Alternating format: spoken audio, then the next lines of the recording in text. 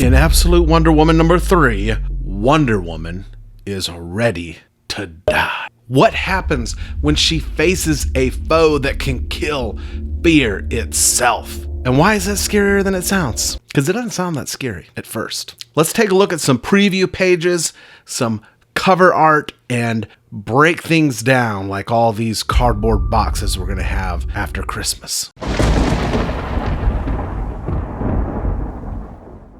So Absolute Wonder Woman number 3 raises the stakes, and it keeps getting better.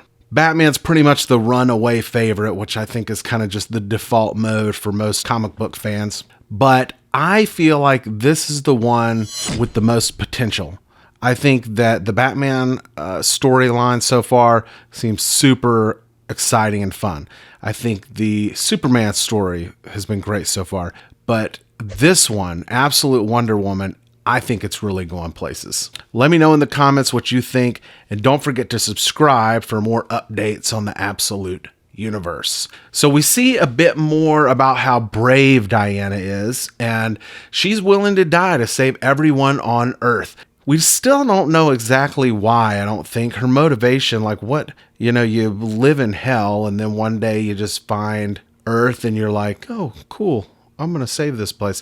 I guess it has to do with Steve Trevor like it usually does. And maybe that's something that we're just kind of supposed to know because we know that about Wonder Woman from the mainline continuity. She wants all her friends and allies to retreat to safety. You couldn't ask for a more heroic hero. And this time she faces her scariest, biggest, baddest foe yet. We saw the Little Harbingers. We saw Harbinger Prime. And then we see the Tetracide.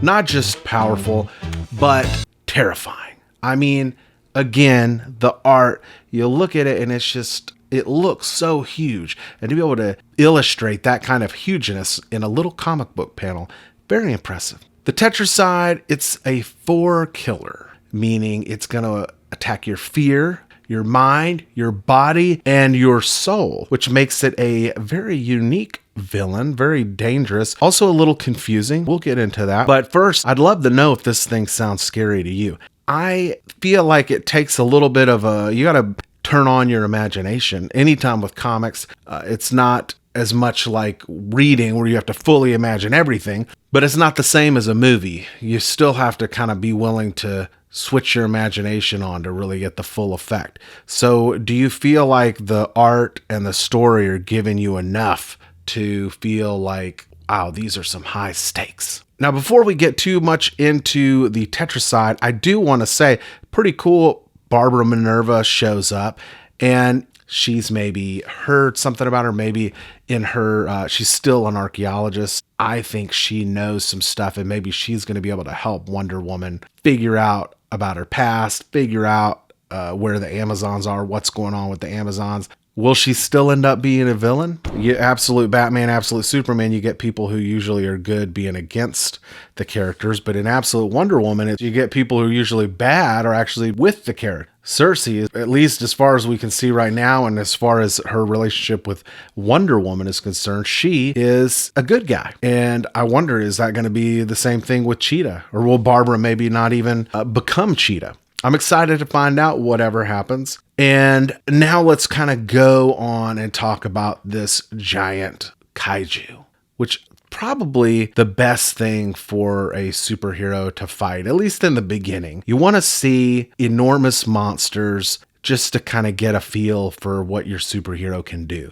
Then later you can, have your Jokers and your Penguins. First, you really just need an enormous monster. And if it can be a sea monster, all the better.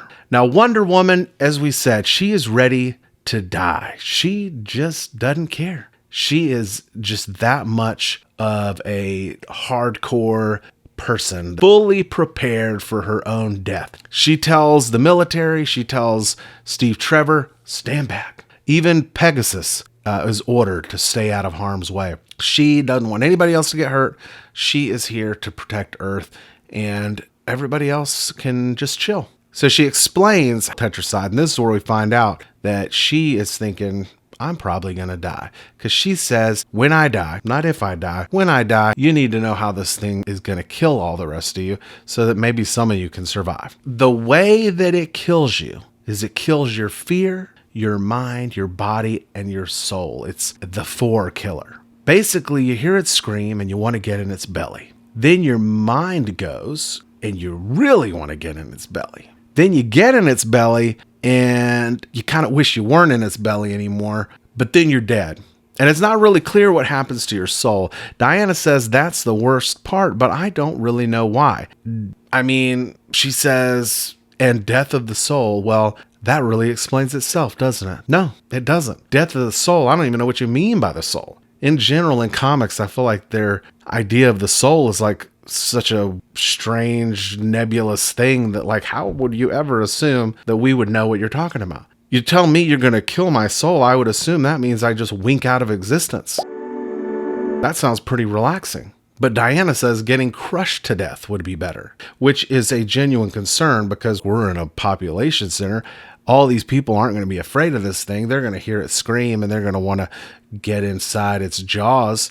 And there's going to be a stampede. People are going to get crushed. But maybe it's like an eternal punishment. Like hell or something. Maybe your endless punishment. I don't know. I'd love to know what you think it means. It's amazing to know that Wonder Woman is going to be this bold in the Absolute Universe. You've got Absolute Batman, who seems a little like almost petulant. Like even the way they draw him, he's got that little upturned nose, you know, just looks a little snotty. And then you've got Absolute Superman, angsty little guy. If he weren't a superhero, he's the kind of guy who you'd kind of think he'd maybe have a bunch of like crazy, I don't know, black metal posters on his wall, or emo, maybe screamo, screamcore. That's what he seems like to me. But in Wonder Woman, you've got just like your nice traditional hero. She is willing to do whatever it takes.